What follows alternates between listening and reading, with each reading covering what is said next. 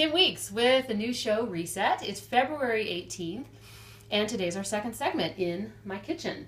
Yesterday's segment, before we move on to my vegetables and my meat, was about Jon Stewart retiring and how his retirement has brought up the fact, really brought to a head, the fact that there's such a lack of feminine analysis in news. Reset the show will bring that. Today, though, we're going to bring you information that hopefully will make your life easier. That's the reason I'm doing this show, is not just to make you like a better person the way Jon Stewart made us analyzing news, but also to help make your life easier as you prepare, or not, food in your kitchen. So this is a pile, not this total pile, but a pile of my weekly delivery of CSA. I mean, you've got to give these guys credit, Hometown Harvest, for delivering such beautiful, colorful fruits and vegetables in the middle of the winter. It's, as I mentioned, February 18th. But the thing is, I've got to email them today because they only gave me 5 apples when I paid for 6. That's a lot less than 5 apples when you have a son who eats them basically 3 a day or something.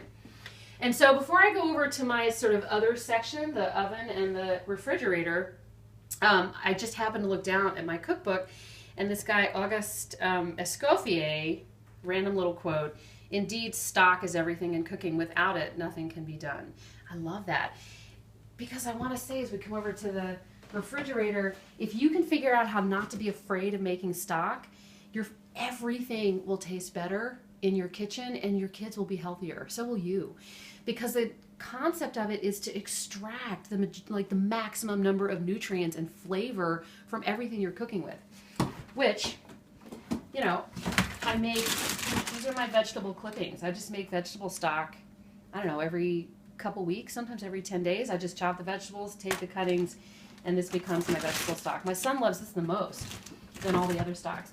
Before we go on to the next stock that's preparing on the stove, this is chicken. You know, it's a 4-pound chicken, and there's a lovely woman who writes a book about, like, I think it's like something of roasting. I can't remember the name of it. But anyway, if you do half a teaspoon of salt per pound of chicken, rub it all over the chicken and let it sit in your refrigerator for a day or two. The recommendation, the recipe anyway, is 2 full days.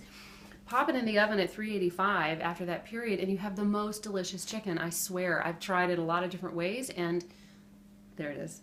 So anyway, here's the next broth, which is certainly, you know, vegetarians look aside. It's not as pretty as looking at vegetable clippings, but it's beef broth.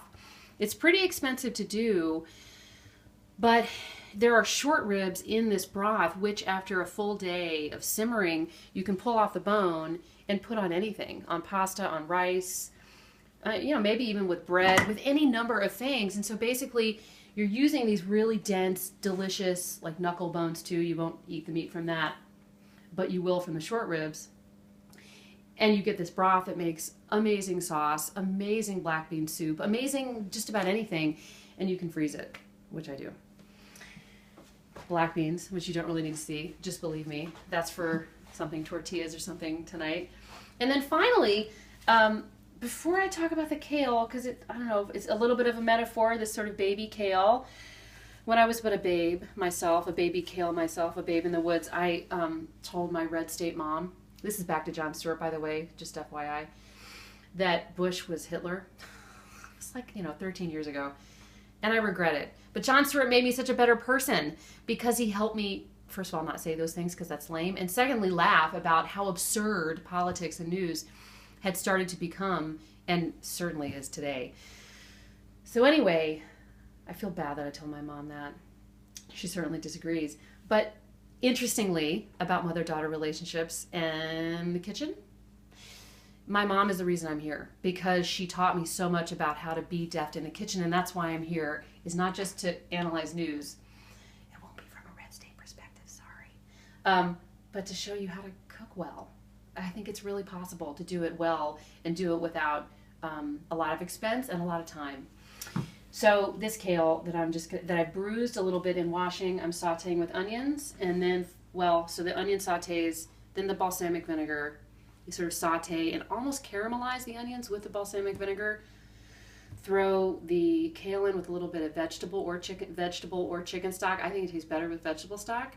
And then boom, you've got an awesome vegetable side dish, and something, at least for my son, he would eat forever. Kim Weeks with Reset. I'm in my kitchen, and I'll see you again next time.